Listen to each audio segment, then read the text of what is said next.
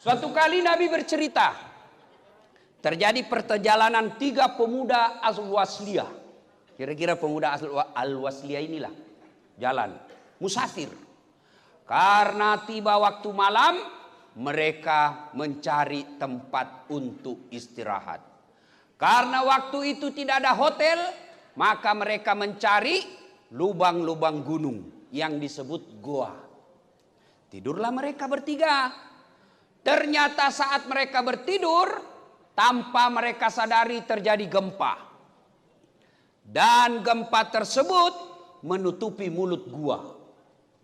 Pada saat 3 pemuda ini bangun, mereka baru sadar, wah, ternyata mulut gua tertutup batu. Berkatalah yang paling senior, ayo dorong, kira-kira Pak Ketua. Dorong ayo. Bismillahirrahmanirrahim. 1, 2, 3, dorong. Nggak goyang. Ulang lagi. Nggak ada dalam cerita, nggak ada. Nah, ini gaya dasarnya. Dorong lagi. Nggak goyang. Akhirnya yang paling senior berkata, tidak ada pilihan lain kecuali kita meminta pertolongan kepada Sang Yang Maha Kuat, Allah Subhanahu wa Ta'ala. Bagaimana caranya ketua? Ya berdoalah. Baik, kalau begitu silahkan Pak Ketua dulu. Berdoalah yang paling senior. Ya Allah, dengar doanya ini. Saya pernah mengurusi ibu saya. Saya seorang pedagang di pasar. Tiap hari saya tinggalkan daganganku. Jalan kaki berkilo-kilometer. Tempat rumah saya. Dari pasar ke rumah saya. Jalan kaki. Setiap siang untuk apa? Menyuapi ibuku makan, tuntun sholat, lalu selesainya saya balik lagi ke dagangan saya. Tiap hari kulakukan itu untuk memuliakan ibu saya. Ya Allah, apabila kebaikan ini mengurus ibuku adalah kebaikan di sisimu dan engkau pantas membalas kebaikanku itu, maka saya memohon kepadamu ya Allah, balaslah kebaikanku itu dengan mengabulkan doaku. Bukalah pintu gua ini. Dia dorong Pak. Bismillahirrahmanirrahim. Dia dorong. Alhamdulillah gerak. Gerak batu. Tapi sayang, hanya sedikit saja gerak. Belum bisa dilewati. Belum cukup. Belum cukup. Kau lagi. Maju orang kedua. Berdoa. Ya Allah. Saya pernah mencintai seorang gadis. Aku sangat suka sama dia. Saya juga begitu Bu. Sering sekali suka sama perempuan. Suka sekali. Oh, saya mau sama dia. Dan dia juga mau sama saya. Cuma dia mau muntah lihat saya. Saya mencintai perempuan itu. Dan suatu ketika datanglah perempuan yang saya cintai ini. Dia minta tolong kepadaku. Saudaraku, bantulah saya. Oke, saya bantu kau dengan catatan, temani saya tidur 1 malam.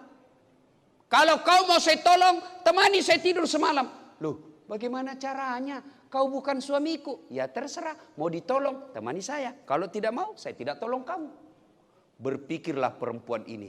Saya sangat membutuhkan pertolongannya. Akhirnya apa? Oke, baik, saya terima syaratnya. Di tempat yang mereka telah sepakati, waktu yang mereka telah tentukan, mereka ketemu. Telanjang bulatlah ini perempuan. Dan saya tidak tahu kenapa Pak Kombes, perempuan yang tidak pakai baju sama sekali disebut telanjang bulat. Kenapa tidak disebut telanjang segi 4? Jangan tanya sama saya, silahkan tanya sama Ketua MUI. Barangkali beliau punya jawabannya.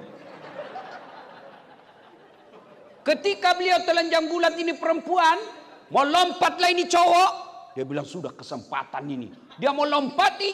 Tiba-tiba dia seolah-olah melihat rambu lalu lintas. Seolah-olah melihat rambu lalu lintas. Huruf P silang warna merah. Artinya dilarang parkir. Mundur dia. Kata perempuan, Mas, gimana Mas? Tidak jadi. Sudahlah, terlanjur. Tidak ada kata terlanjur. Jadi gimana? Saya tetap tolong kau dek. Nih yang kau butuhkan. Kau pulang pakai pakaianmu. tetap saya tolong kamu. Ini duit tidak utang, saya ikhlas tolong kamu. Pergi kau, silakan. Ya Allah, jika saat itu sudah kesempatan di depan mata, saya tidak menzina, saya tidak berzina karena saya takut kepadamu ya Allah, adalah kebaikan di sisimu. Saya mohon kepadamu ya Allah, balaslah kebaikanku itu dengan mengabulkan doaku. Bukalah pintu gua ini. Bismillahirrahmanirrahim. Dia dorong. Alhamdulillah, bergeser. Belum bisa. Maju orang ketiga. Maju orang ketiga. Ya Allah, saya pernah mengurus, saya pernah punya karyawan. Satu karyawan saya, mestinya saya gaji. Tapi sebelum dia gajian, dia pergi merantau. Lalu gajinya saya simpan. Saya belikan kambing 1 ekor. Hamil tidak ada suaminya. Kambing. Ini namanya juga kambing. Tapi sekarang banyak juga cewek mau saingan sama kambing. Hamil tidak ada suaminya deh, beleng-beleng.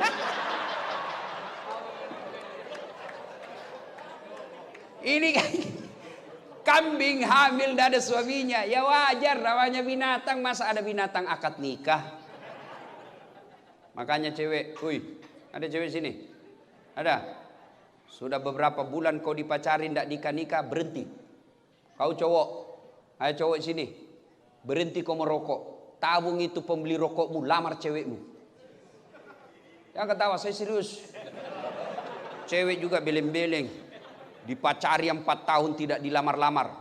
Dengar ini, motor aja 1 tahun dicicil lunas. Kamu 4 tahun tidak dilamar-lamar.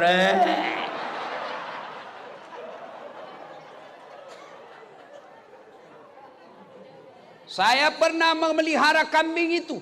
Dari 1 ekor beranak pinak menjadi puluhan ekor dan menjadi ratusan ekor. Ketika jumlahnya ratusan ekor, datanglah ke pegawaiku itu. Tuan, saya dulu pergi belum terima gaji. Mana gaji saya? Kata tuan ini itu, gajimu. Maksudnya apa? Itu kambing yang ratusan ekor kau punya itu. Maksudnya apa? Ya uangmu itu saya berikan kambing dan beranak pinak. Semua kau punya itu. Silakan kau ambil.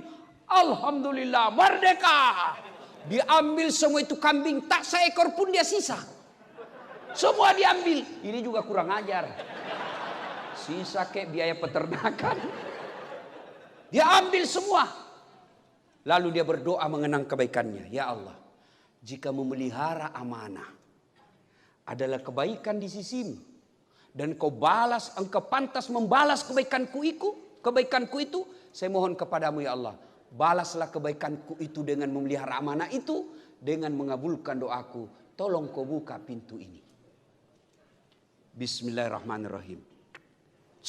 Wih, lolos. Keluar semua bertiga, lalu mereka sujud syukur, mereka melanjutkan perjalanannya.